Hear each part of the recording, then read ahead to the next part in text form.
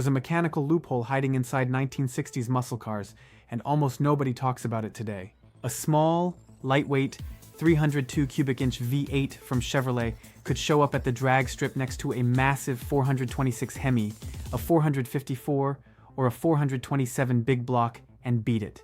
Not because it had more power. Not because it had more cubic inches. It won because of something hidden in the back of the car, something most people completely ignore when they talk about muscle cars. Today we are going to break down exactly how small block engines used rear gear ratios to humiliate engines that were physically bigger and stronger on paper. By the end of this video, you are going to understand muscle car performance in a completely different way, so stick around. Welcome to my channel, Modus. If you are new here, this is the place where we dig into the real engineering behind classic cars, the details that most videos skip right over. So let's get into it, because this story starts with one simple rule that ruled the entire 1960s. During the 1960s, there was a saying that basically summed up the entire American car culture. There is no replacement for displacement. In plain English, that meant the bigger the engine, the faster the car. If you wanted to win, you bought more cubic inches. That is exactly why big block engines like the 426 Hemi, the 454, and the 427 became legends. They had massive displacement, huge torque, and terrifying horsepower numbers on paper. But here is the problem with that entire way of thinking. Engine power does not go straight to the wheels. It has to pass through the rear axle first, and inside that rear axle sits a set of gears called the ring and pinion.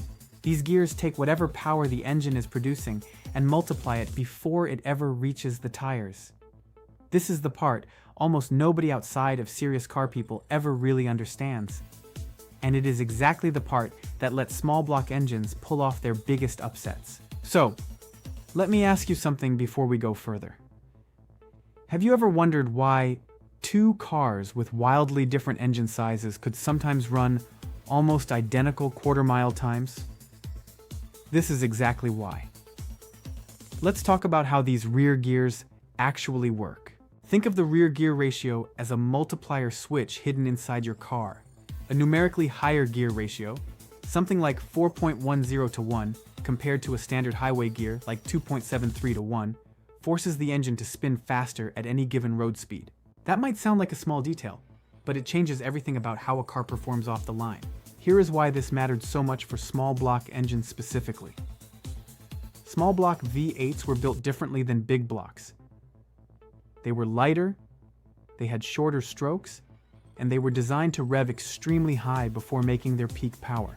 A big block engine made its power down low, with massive torque right off idle.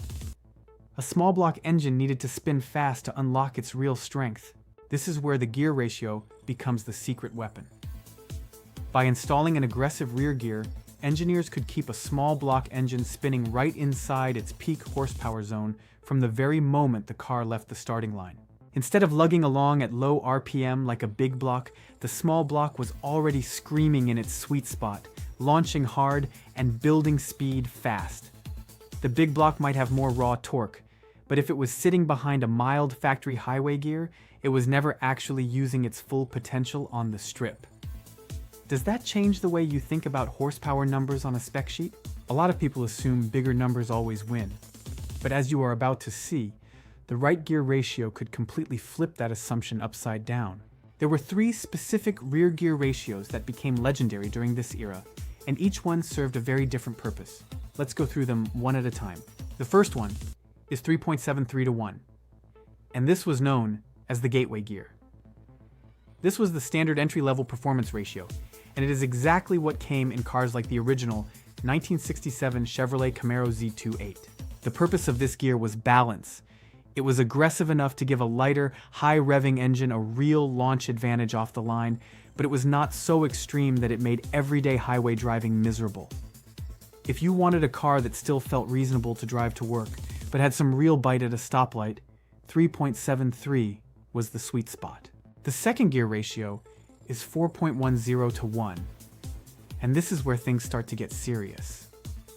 This was a track-focused ratio. The kind of gear that crossed the line from an everyday street cruiser into a genuine drag strip predator. But there was a catch. Running a gear this aggressive required a mandatory positraction limited slip differential. Why? Because without it, all of that torque multiplication would just spin one single rear tire completely uselessly the moment you hit the gas. Positraction split the power evenly between both rear wheels, which meant that power actually translated into forward motion instead of smoke.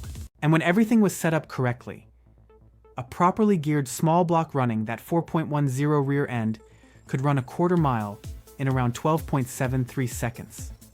Think about that for a moment. That is a small, lightweight engine embarrassing big blocks that were running mild, factory highway gears, engines that had far more cubic inches and far more raw torque on paper.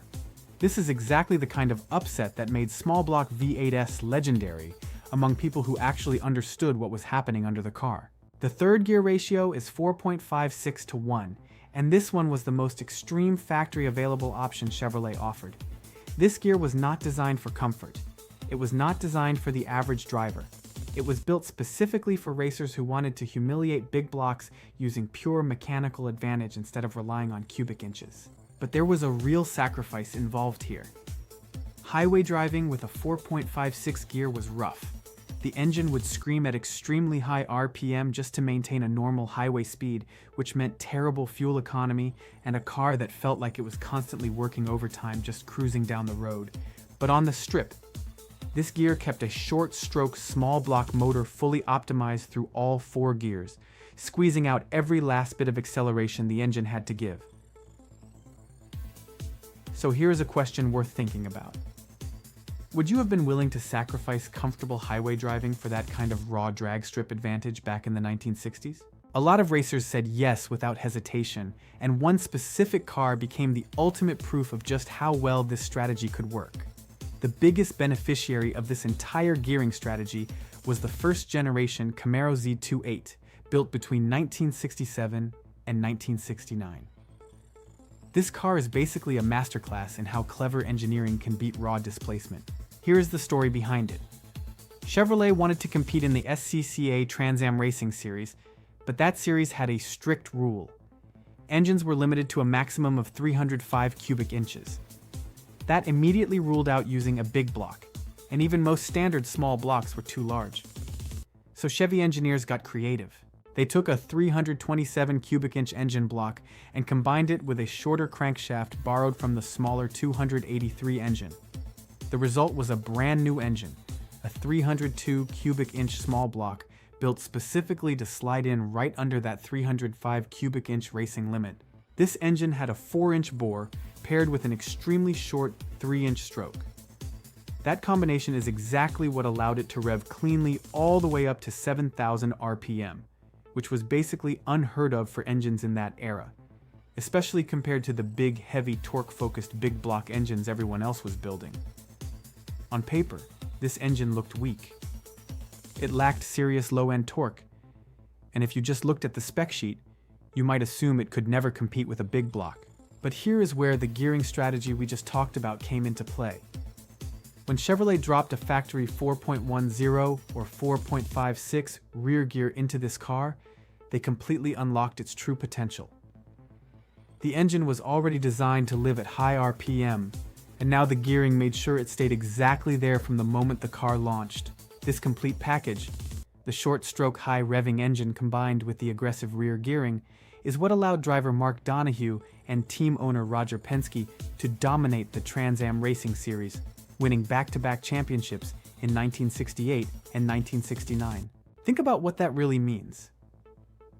A smaller engine, built around a strict rulebook limitation, using nothing but smart engineering and the right rear gear, was able to beat bigger, more powerful engines on a real professional racing stage.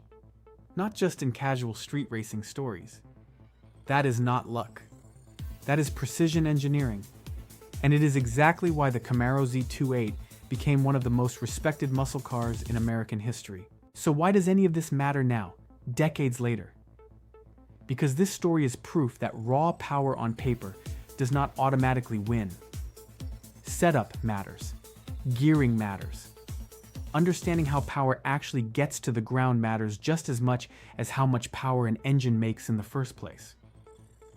This is a lesson that still applies today, whether you are talking about classic muscle cars, modern performance cars, or even electric vehicles with their own gear reduction systems. Next time you hear someone bragging about cubic inches or horsepower numbers alone, you will know there is a much bigger story happening underneath the car, one involving ring and pinion gears, RPM ranges, and engineers who understood exactly how to squeeze every ounce of performance out of a smaller package. So let me ask you this before we wrap up.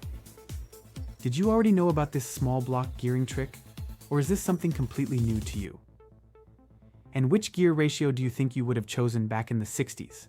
The balanced 3.73, the serious 4.10, or the all-out 4.56? Drop your answer down in the comments. I really want to know what you would have picked. If you learned something new today, make sure you hit that like button. It genuinely helps this channel grow.